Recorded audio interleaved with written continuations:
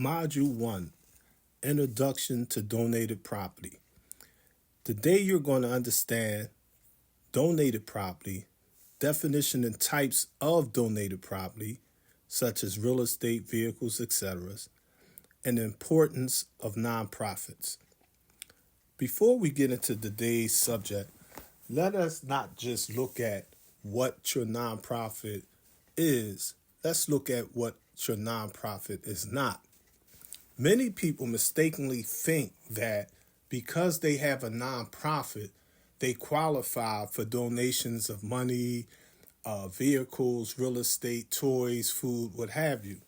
However, under the IRS code, only those nonprofits that have what they consider to be IRS recognition, or what's commonly and legally known as 501c3 status, qualify for tax-deductible donations. According to the U.S. Supreme Court, if you're the CEO of a nonprofit, if you're the president, if you're the minister, the imam, the reverend, if you're the founder, you do not own the nonprofits.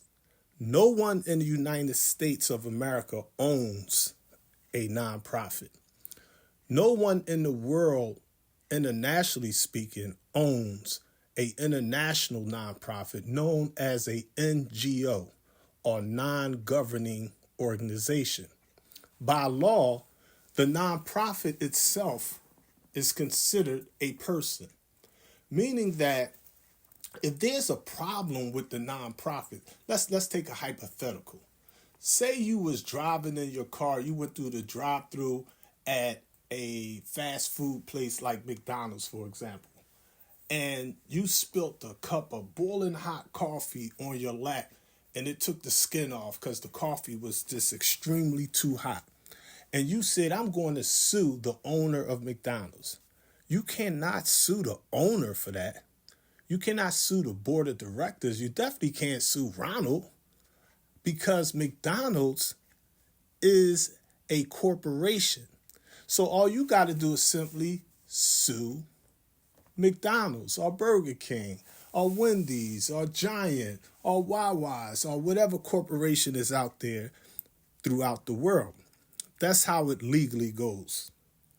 Now, to understand donated property, let us look at what the IRS consider donations. They consider donations monetary donations or cash contributions from individuals. It could come from businesses or foundations. This includes one-time gifts, recurrent donations, or even major gifts of $100, $1,000, $100,000, $1 million, $1 billion, $1 trillion. You can get what's called in-kind donations. In-kind donations are goods or services donated instead of cash. This could be literally anything from office supplies and equipment to professional services like legal or marketing assistance. I know some nonprofits, they get office space, you know what I mean? So you could get a gas card, you could get free gasoline, you could get membership fees, funds collected from individuals who join the organization, often in exchange for certain benefits.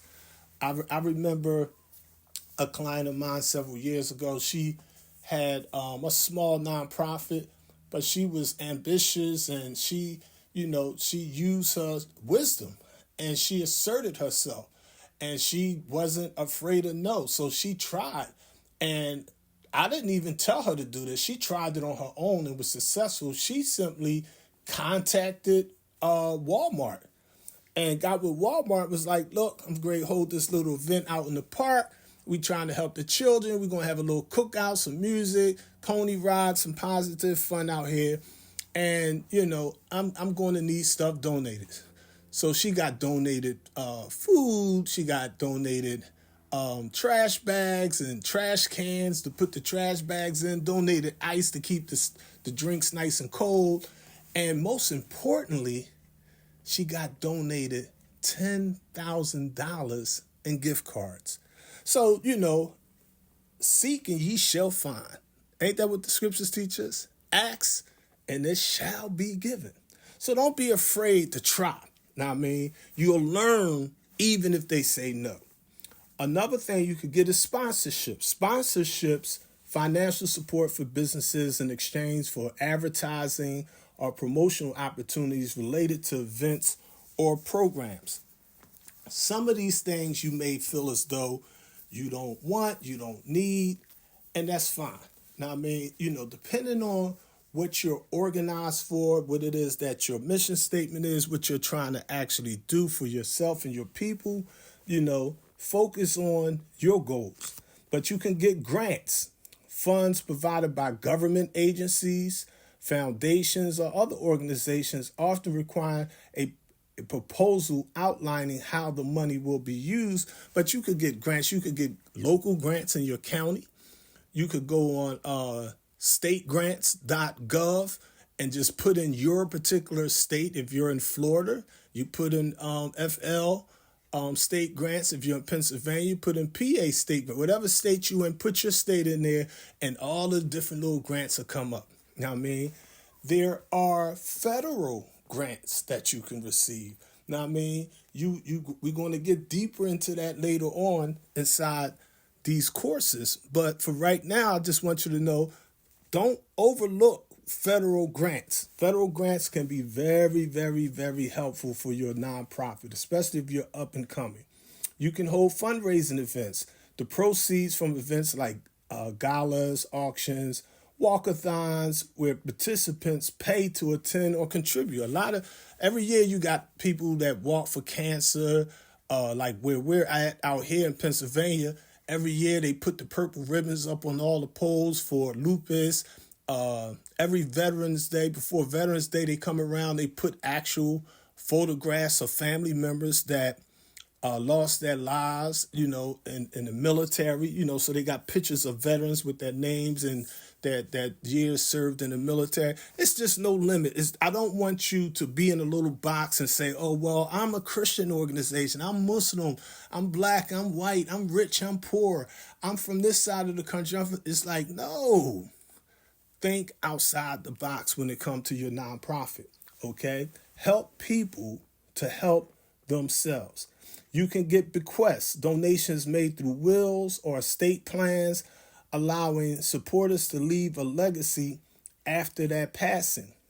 You can get corporate donations, contributions from businesses, which may also include matching gift programs where companies match employee donations. Crowdfunding is another big one. Small contributions collected from a large number of people, typically through online platforms. Happens on somebody, you'd be like, it's only $5. But if you got 40,000 people giving $5, if you got 1 million people giving $1, you see how you can help your nonprofit help itself, okay? Volunteer time. While not a financial contribution per se, the value of volunteer hours can be quantified and is essential for many nonprofits. Each type of donation can help a nonprofit achieve its mission and sustain its operations. This is a capitalist system, family. It literally and simply takes money to make money in the wilderness of North America. God blesses the child that has his own. Allah helps those who help themselves. Allah will never change the condition of a people till that people rise up and change that condition themselves. You have to get your state nonprofit. That's depending on what state you're in. In Pennsylvania, it's only $125. And you have to get your IRS recognition. They lowered the price. Now it's only it's less than $300. Last I checked, it was like $275. Okay? So for $500, you're going to need $100 in purchases from Uline or Quill to build your business credit. But you be on your way. Know what I mean? So in this course, we're going to help you to help yourself. There's nothing spooky. Module 2, Form 8283, Noncash Charitable Contributions. We're going to cover the purpose of each form, when to use them, step-by-step guide to completing the form, some common mistakes to avoid, and how to determine the FMV, or the fair market value.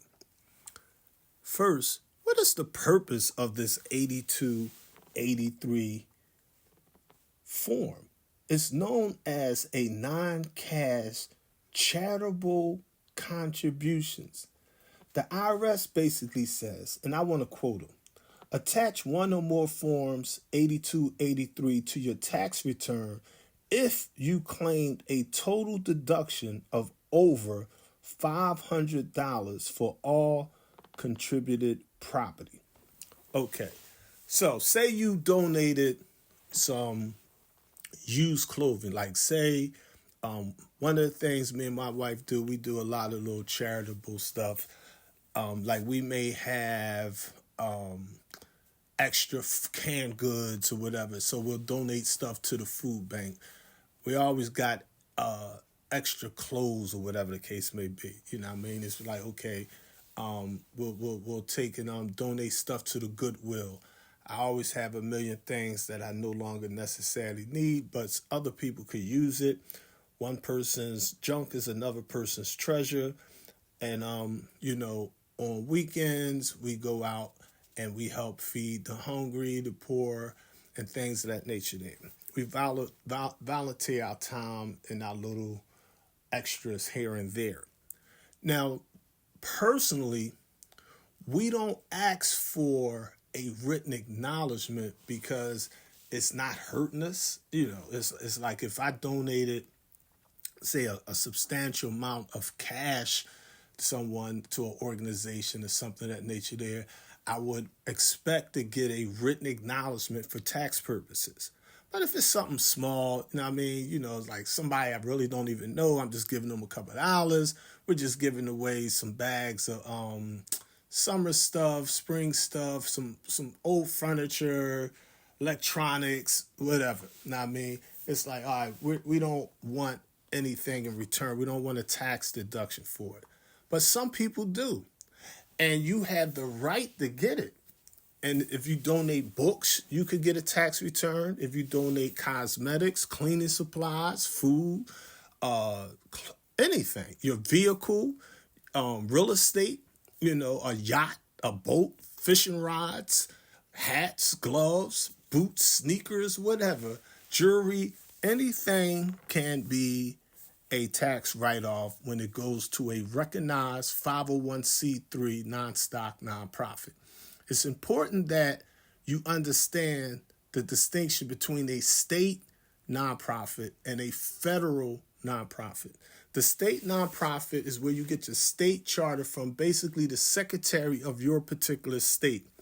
That nonprofit is a real nonprofit. It's a respected and necessary nonprofit. However, that nonprofit cannot give a car dealer a 8283 form and a written acknowledgement, and the car dealer gets the KBB or the Kelly's Blue Book value for that vehicle. That type of nonprofit cannot get a house or commercial building or an apartment building or a skyscraper or a helicopter or a yacht donated, and they give a tax write-off for that because they simply just do not have that kind of status. So that kind of status is special, unique, and legal in the United States of America. Depending on what you're trying to do, you want to decide what kind of nonprofit you want to have. If you're trying to just have a small nonprofit, and for example, there are many tax breaks if you're running a LLC, a S Corp, a C Corp, a B Corp, or a small nonprofit. You could write off your phone bills. You can deduct portions of your house. If you wear uniforms like a fireman or FOI, MGT, it's tax deductible. However, that type of nonprofit is good for that primarily, and it does help people on a local and state level. but you cannot legally qualify for federal benefits with a state nonprofit. For the federal benefits, you have to go on irs.gov, go on the IRS's personal website, and you have to qualify your state nonprofit as being a recognized nonprofit from the IRS. And that's when the IRS give you what's called a EIN or EIN or employer identification number. That number is like the social security number for your nonprofit or your LLC, just like human beings and individuals have their own social security numbers. And just as human beings can have good credit with, say, a 760, 800 credit score, your corporation or your nonprofit can get what's called a 80 Paydex score. A 80 Paydex score means that your business or your nonprofit pays its bills on time. It pays its bills early, and you qualify for having good business credit. Now, the benefits of that is, unlike personal or consumer credit, where say you got good credit and they tell you they're going to give you $1,000 to $10,000. If your nonprofit has good credit, say an 80 Paydex score, then your nonprofit gets the $10,000 Spark card, the $10,000 Savior card. It could get a $100,000 Ink card, a $100,000 American Express business card. So you get 10 times more in your business name than you would your government name. So that's something to realize. So the purpose of each of these forms, you have IRS Form 82 and 83, and even though it's not important right now because you're not receiving something that you're trying to sell, but technically in the background, there's another form called IRS Form 8282. Now, IRS Form 8283, the purpose of that is if somebody give you something worth more than $500, you want to fill those 2 pages out. And we're going to get into that. Now, if you sell what they donated to you, you got to make sure you file IRS Form 8282, because if they give you a building for helping abused women, for example, and you want to use it for a sports bar, they'd be like, we would have never gave you the building if we was known you was going to use it for unattended purposes. So on the form, it's going to ask you about those types of issues. Know what I mean? And we'll get into that a little deeper. You may wonder, when should I use the Form 8283? Basically, anytime somebody give you more than $500 in anything. If they give you $500 or more, fill out IRS Form 8283. It's just better to be safe than sorry. You don't want to get your nonprofit suspended, revoked, or what have you. You want to keep your nonprofit in good standing, if you will. If you can be practical, the IRS definitely will work with you. They're not the boogeyman like many people think. A lot of people, I ain't gonna say a lot of people, I would say the majority of people that have nonprofits, they never take the time to call their IRS agent. But when they got IRS recognition, right there on the form is the name and IRS badge number to an IRS agent. So you can literally just like, let me call him or her and ask a question. I mean, get some clarity. Maybe I could get some forms, or maybe they can help guide me on how to properly do that. Know what I mean? Seek and ye shall find. Like Malcolm X said, it's the hinge that squeaks that gets the grease, family. Know what I mean?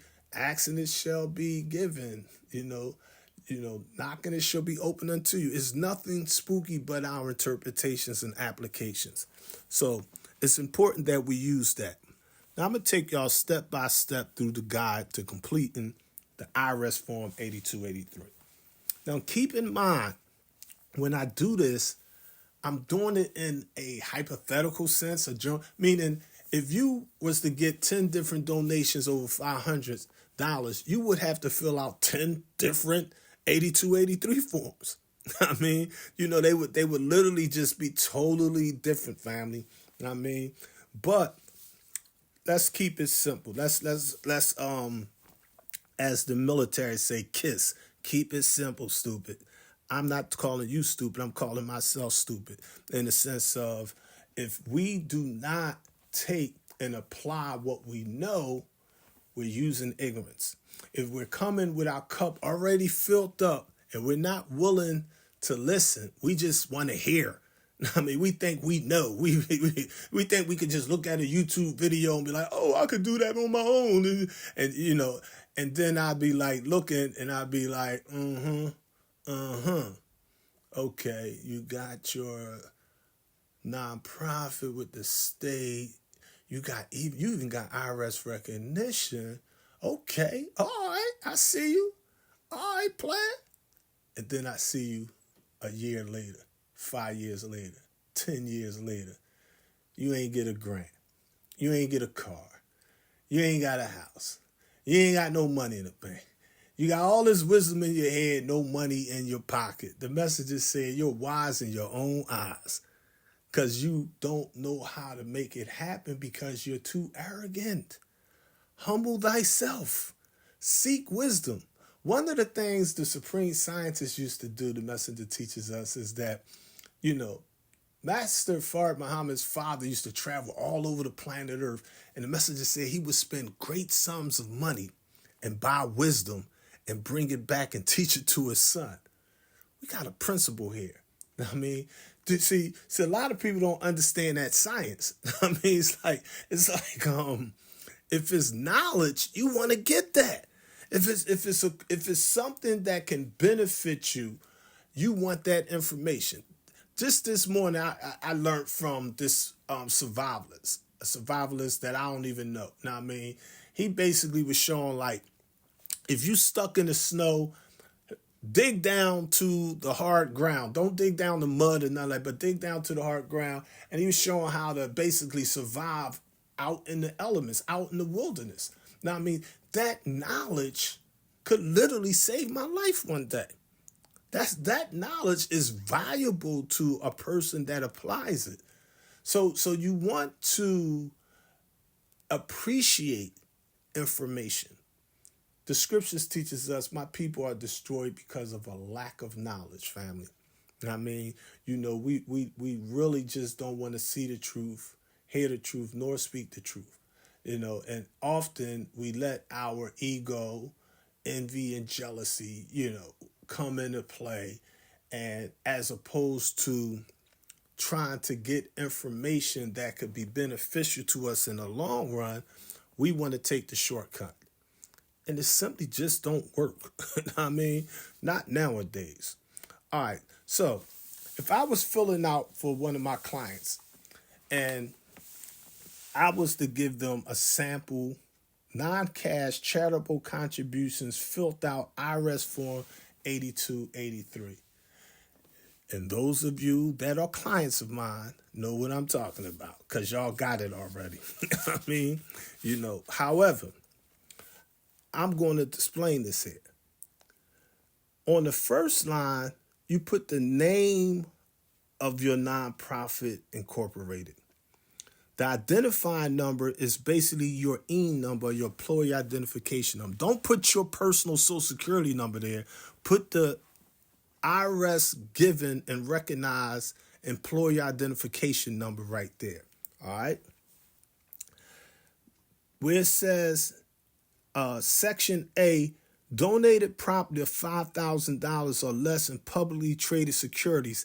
That's the majority of nonprofits' mistake right there. They'll make a move.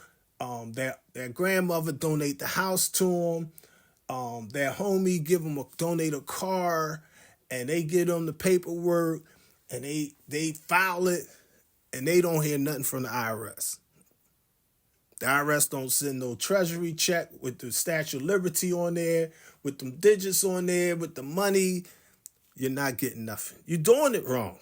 I mean, so Section A, Think about it. Let's look at this word for word. Section A, donated property of $5,000 or less in publicly traded securities. List in this section only an item or a group of similar items for which you claimed a deduction of $5,000 or less. Also list publicly traded securities and certain other property, even if the deduction is more than $5,000. If you need more space, attach a statement. See instructions. In plain language, family, when it comes to the 8283, I'm speaking in a general sense. In a general sense, you want to be using your nonprofit to get more than $5,000. So in general, and I'm speaking in general terms, you're really not going to fill out Part A at all. That should all be blank. Just for the sake of argument, let's keep that part blank, family. Now, the part that you should focus on and you should be completing, because you should really be focused on IRS Form 8283, because you're getting vehicle donations, real estate donations. Now, don't worry about the chump change. Focus on the real stuff here. All right. Section B, donated property over $5,000, except publicly traded securities, vehicles, intellectual property, or inventory reportable in Section A. Okay, so they basically telling you here, if somebody give you a motorcycle, a dirt bike, a moped, a scooter, a hoopty, and you be like, okay, they donated a car to me. The car worth $2,000. You fill out Part A because it's less than $5,000. But say somebody donated a Rolls Royce Phantom. Say they donated a used Honda Civic, a Toyota RAV4 from the year 2019. Let's even go further. Say they gave you a Toyota from 2014. The person who bought it, they bought it for $30,000 back in 2014. But every year that car was depreciating. It's a car. The IRS is not stupid. Don't think that they don't know it's a billion scams out there. People take a new car and take the engine out and put an old raggedy used engine in there. So now we got Carfax. Now we got AI. Now we have artificial intelligence. Now we have the IRS with other forms making sure that the VIN number and everything about that car is real, right, and exact. So don't lose your status. Don't get caught in the mix of the matrix. Don't jam yourself up being greedy. Keep it real. Keep it the way they want you to do it, and you're going to be fine, family. You'll never even hear from the IRS. You do it the way they tell you to do it, they won't even say nothing to you. They just go ahead and cut the checks. You know what I mean? You'll get property. Your nonprofit make its money. Y'all be helping the community. Y'all be promoting common unity in the community. And y'all be making the world a better place to live. People that's hungry be eating. People that's homeless have shelter. People that's sick get medicine. People that can't get to work or school, they got transportation, either free transportation or you giving them vehicles. You giving them suits to go on job searches. You helping them do resumes. You cutting homeless people hair. You whatever. I mean, whatever you care for in life. I mean, maybe you want to prevent pollution or feed the whales or stop some creature from becoming extinct, whatever. It's all necessary in the universal order of things. We live in a giant world, family. We live in a world that covers 57,255,000 square miles of land and 139,685,000 square miles of water for a total of 196,940,000 square miles. And we live not just in the world, we live in an entire universe that covers 238 quintillion, 640 quadrillion miles. That's 238640 followed by 15 zeros, family. Don't think that your little atom worth of work is not important.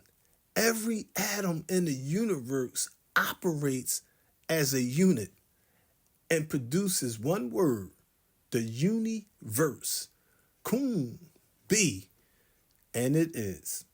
So, in IRS Form 8283, in Section B, it's for donated property over $5,000. All right? So, I'm just going to use this as a hypothetical. In this particular situation, we're going to say we got a car. Let's take the Toyota RAV4. Let's say it's the year 2014. Somebody donated it to your nonprofit. Say your girlfriend, your homie, your brother, your cousin, your uncle donated the car to your nonprofit. All right. In Part 1, Section 3A, the IRS wants you to put the name of your nonprofit right there. In Part 2, Section I, you just check the box vehicles. All right. In Part 1, Section 3, as I said, they want the name of your nonprofit. In Part 1, Section 3B, they want to know if any tangible personal property or real estate was donated. Give a brief summary of the overall physical condition of the property at the time of the gift. Basically, the car is in good condition, is running, clean, in and out. All right? Now, even though the car was bought for $30,000 back in 2014, is now 2024. So the IRS want to know in Part 1, Section 3C, what is the appraised fair market value? That's called the FMV. That's an important term with nonprofits, the FMV, the fair market value. That's what the IRS care about, family. They want to know, if we cut this check, is this the right check? Is this a fair check? Don't spin us. Don't have us get this guy $100,000 for a $2,000 car, because we coming to you for that $98,000. We shutting that nonprofit down. All right? They not stupid. Everything computerized, family. So they want to know, what is the appraised fair market value in 2024? All right. Originally, the car was worth $30,000 in this example. Now, KBB or Kelly's Blue Book or any Blue Book be like, okay, the car is roughly worth, say, $11,000. All right. So the IRS be like, okay, they want to know in Section B, Part 1, what is the date acquired by the donor? In this example, in Section 3A, the answer is the year 2014. They want to know how acquired by the donor in Section E. Say it was put on a credit card to sell at the dealership. All right. They want to know in Section F, what is the donor's cost or adjusted basis? $30,000. Okay. Part G, for bargain sales in the amount received. Leave that blank, basically. In most cases, leave that blank. Every case, like I said, is unique, but I'm just giving y'all an overview of how to fill out this IRS Form 8283 on your own. Section 8, qualified conservation contribution, relevant basis, see the instructions. Leave that blank. Section I, amount claimed as a deduction. Again, they got the car for $30,000 in Section F. The amount that's being claimed should match, in most cases, Section C, the appraised fair market value. Since the car is worth $11,000, your written acknowledgement from your nonprofit should be $11,000. If the car is worth $11,000 and you get them a written acknowledgement for $7,000, that raises red flag. Like, yo, the car worth $11,000. Why you only give them $7,000 tax write-off? It don't make sense. If the car is worth $11,000, why is you giving them $20,000 as a tax write-off? So you basically want to keep it whatever the FMV or the fair market value is. In this particular example, it would be $11,500. $100,000. Okay. Now, on page 2, part 2, normally you keep that blank. Don't even worry about that. But in part 2 at the top, it asks again for the name shown on your income tax return. That's where John Doe, the donor's name, would go. And the identifying number is where John Doe's social security number would be at. All right.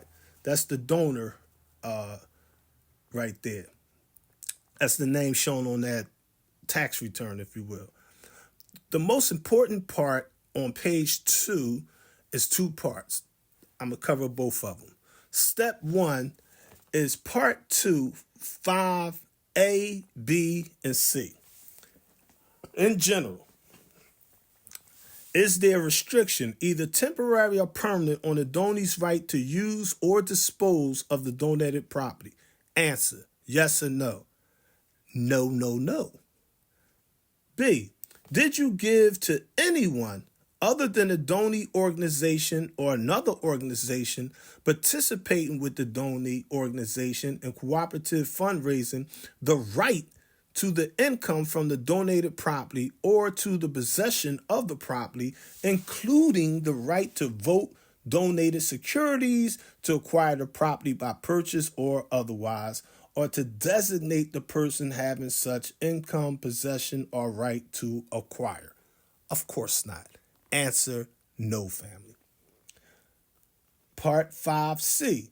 Is there a restriction limiting the donated property for a particular use? They wouldn't know a restriction. Limiting? Heck to the no. All 3 of them should say no, no, no. All right.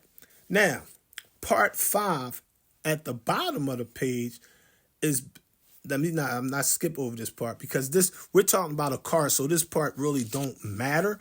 But just for the sake of clarity, I want to touch on this so that in case you have real estate. Now, I mean, we're talking about a car right now, but say you was, in fact, I'm going to finish up the car first because that's going to be real brief.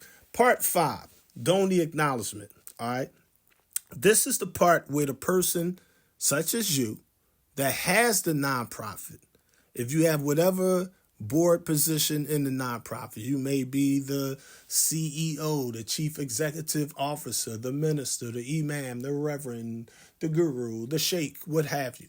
You may be the chief financial officer or the treasurer, if you will. Now, I mean, you may be the executive secretary, or you may be on the secretariat staff for the secretaries. Who knows?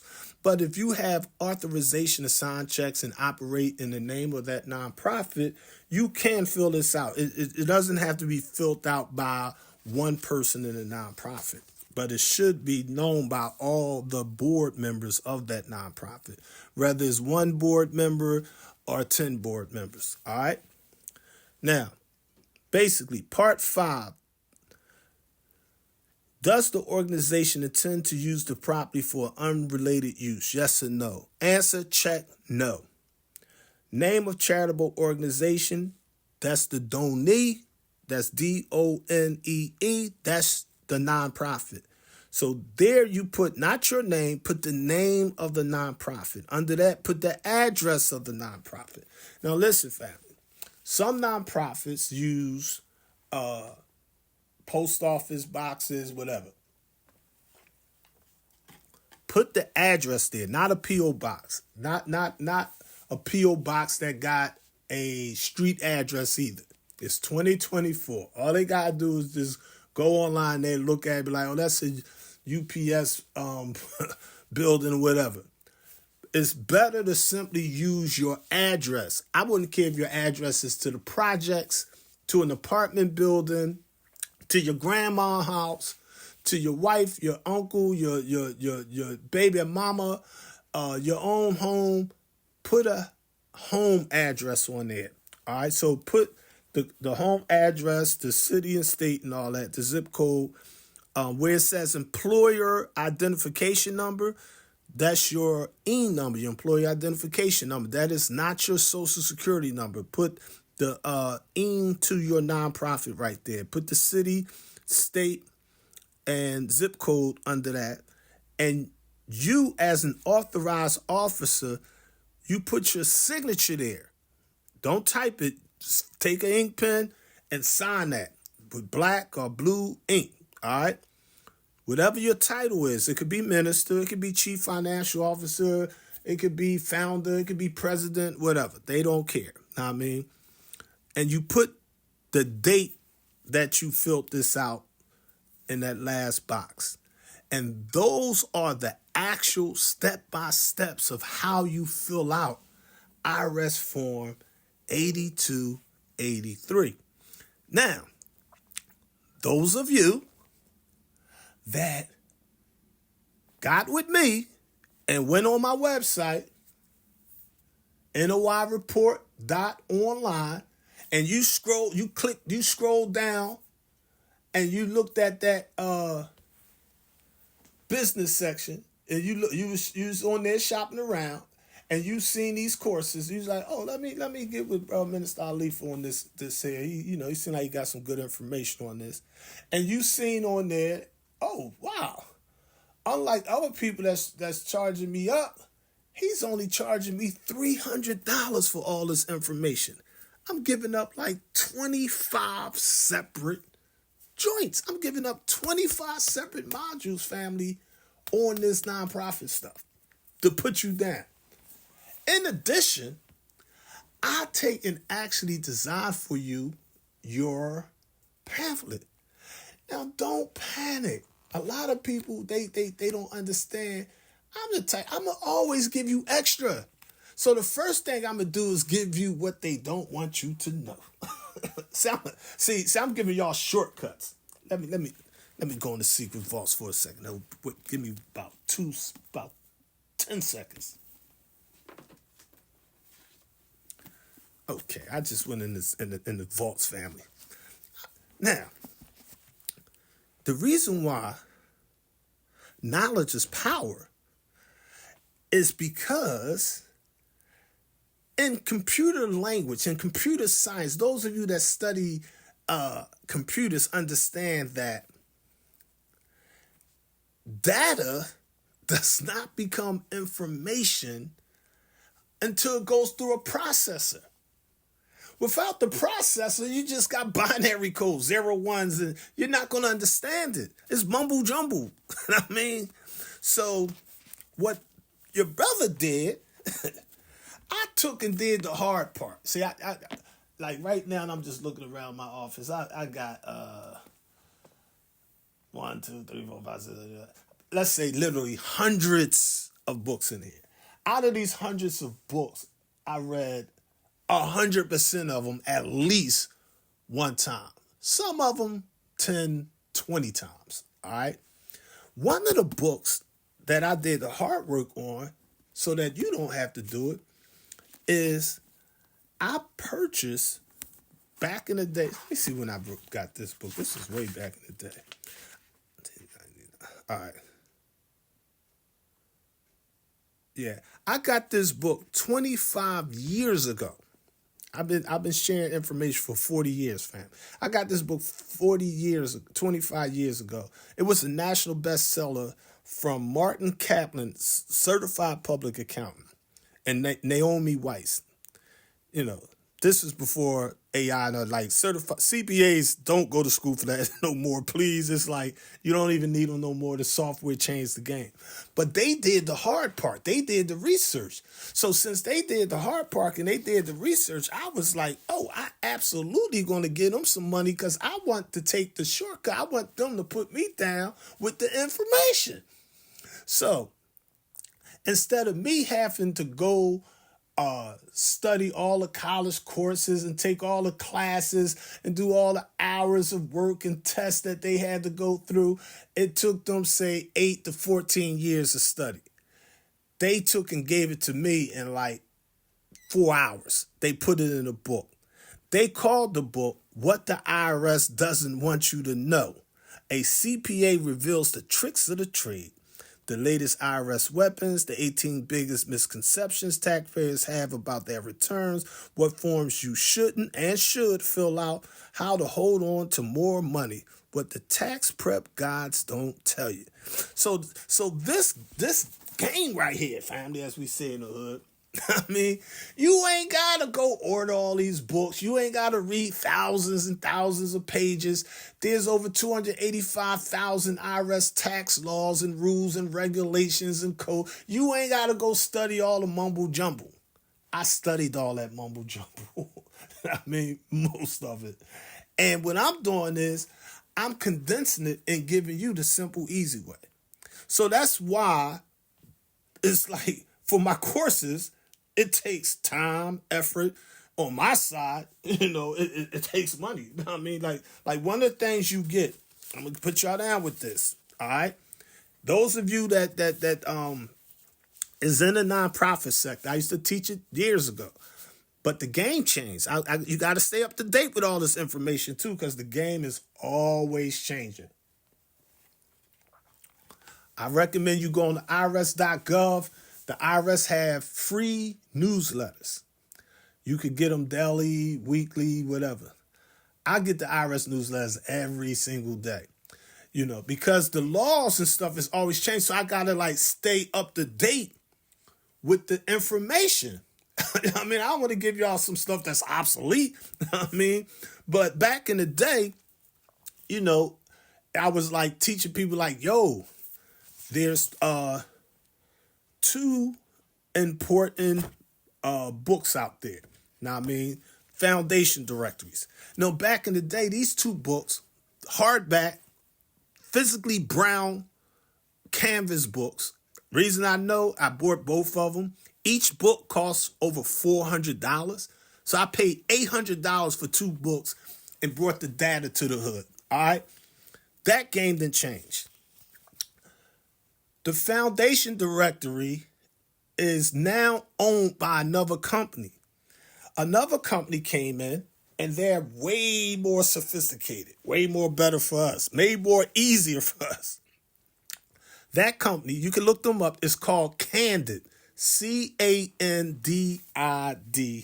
period. Now, Candid basically partnered up and they got the foundation directory. And when you go on that website, you can search over 299,000 grant maker profiles, 5 million awarded grant records, 4,000 company profiles, and more. The stats I'm giving you is the November 2024 stats, family. All right.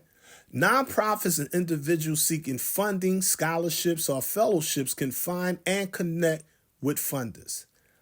Updated weekly. Every week, they update where the money at for nonprofits. All right. GuideStar. Search 1.8 million IRS recognized tax-exempt organizations and thousands of faith-based nonprofits. Gather insights on financials, leadership, mission, and more. So basically, family, they got the data like this. They're like the Dun and Bradstreet of nonprofit funding. You know what I mean? They're the Walmart of getting the money. You know what I mean? They literally are plugged in 24 hours a day to the foundations and nonprofits. I don't care if it's Jay-Z and Beyonce Foundation, if it's the Rockefeller Foundation, if it's your local church, masjid, temple, if it's the Sunnis, the Nation of Islam, Jehovah's Witnesses, the Jews, the atheists, the Army, Navy, Air Force, Marine, Wounded Warriors, whatever nonprofits out there, they got that data in there. You could look at who signs those checks. How much money did they get last year? Where's they located at? Who gave them the bag? Who gave them that money? Why did they give them the money? Okay, now, see, when you had that mathematics, you'd be like, oh, it's on. I mean, you know how to make things happen. You know what I mean? But there's a problem. It's not really a problem, but it's a reality check. The reality check is the foundation directory, the two books used to be $800 and you own both books. And those books would every year become in need of being updated. Companies would literally move, phone numbers, websites, addresses change. So every year you got to spend $800 just to stay abreast of what's going on with that. It's really not too much different now that Candid took over. Candid is absolutely doing much more, and they're worth every penny.